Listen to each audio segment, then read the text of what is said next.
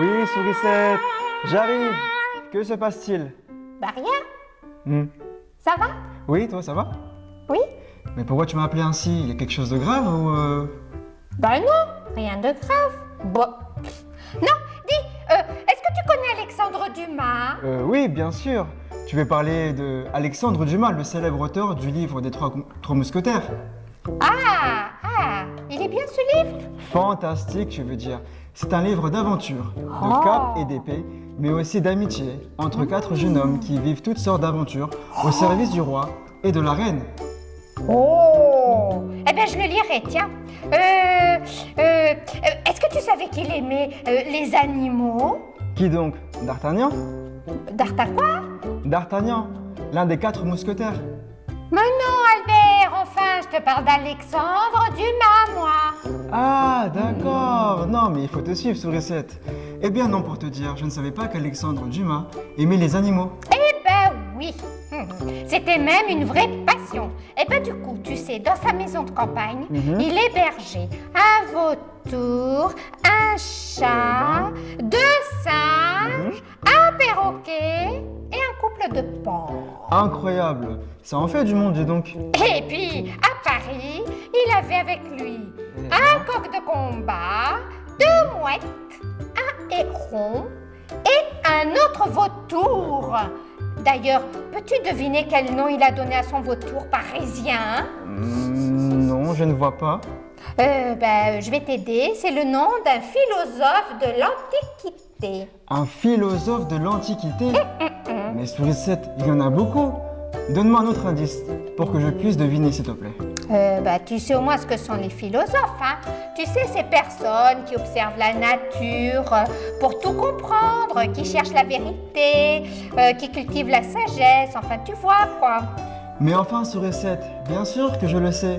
Mais dis-moi, tu deviens drôlement savante, Sourisette. Ben oui, je sais, hein. Tu vois, à force de lire, d'observer la nature, c'est bien. je deviens très curieuse. Et puis du coup, je me pose plein de questions, hein, tu sais. Et puis je cherche des réponses, plein de réponses. Et puis du coup, je découvre plein d'autres choses. Et tout ça, c'est génial. Bravo, Sourisette. Mais alors, pour m'aider à trouver le nom du vautour parisien d'Alexandre Dumas, pourrais-tu me donner la première lettre du nom de ce philosophe? Bon, d'accord. Alors, il faut pas perdre le fil. Donc, c'est la lettre D. Ah bah mince alors, c'est pas facile. Diogène? Oh là, bravo! Ah, je savais que t'allais trouver, toi, hein? Ah là là, moi j'ai dû chercher parce que, tu vois, je savais pas, donc j'ai été dans le dictionnaire. D'accord. Mais bon, enfin, je vais continuer mon histoire avec Alexandre Dumas D'accord. et ses animaux. C'est une histoire trop mignonne, j'ai trop rigolé. Allez, vas-y, je suis tout oui. Alors bon, Alexandre Dumas, il avait tous ses animaux, mais il avait aussi une petite chienne. D'accord. Elle s'appelait Flora. Elle était toute gentille, mais un peu timide, tu vois. D'accord. Et Alexandre Dumas, il l'aimait beaucoup. Il paraît que c'était même sa chouchoute. Ah, d'accord. Bon, le problème, c'est que Flora, tu sais, la petite chienne, hein, elle souffrait un peu de solitude. Oh, c'est triste, hein. Elle ne jouait pas avec les autres animaux qui étaient un peu foufous, tu vois. Et puis du coup, elle s'ennuyait.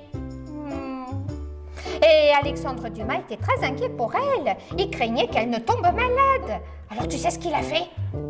Il l'a emmené se promener?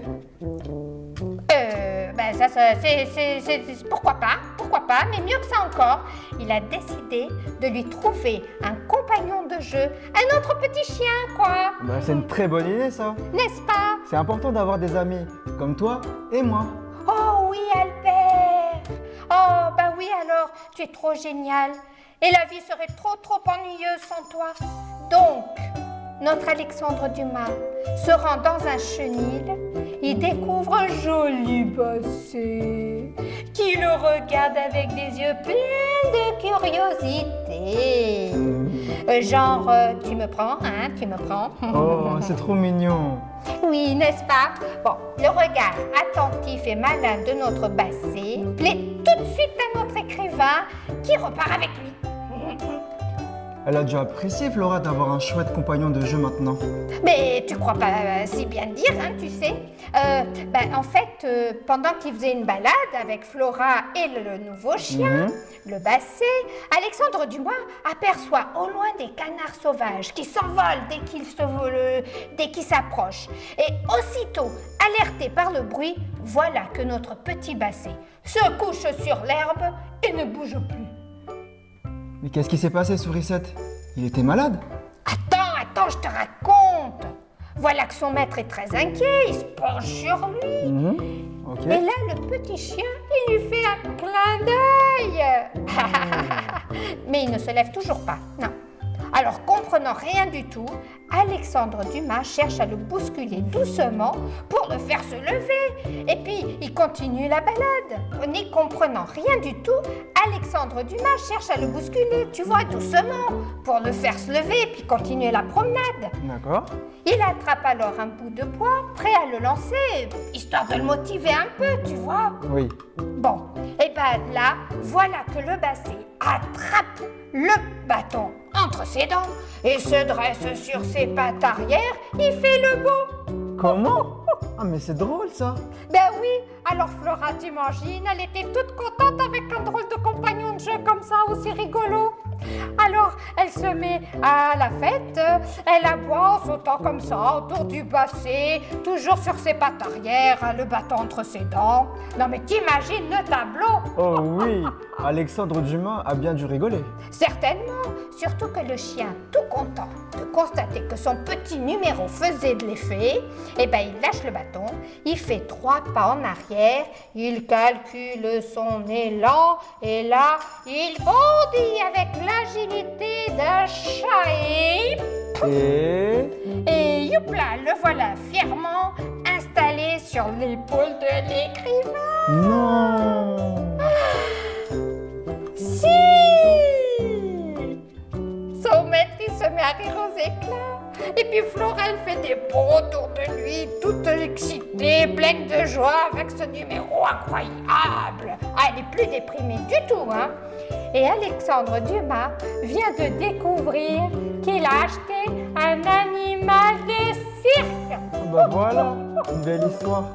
Oh là là là là là là.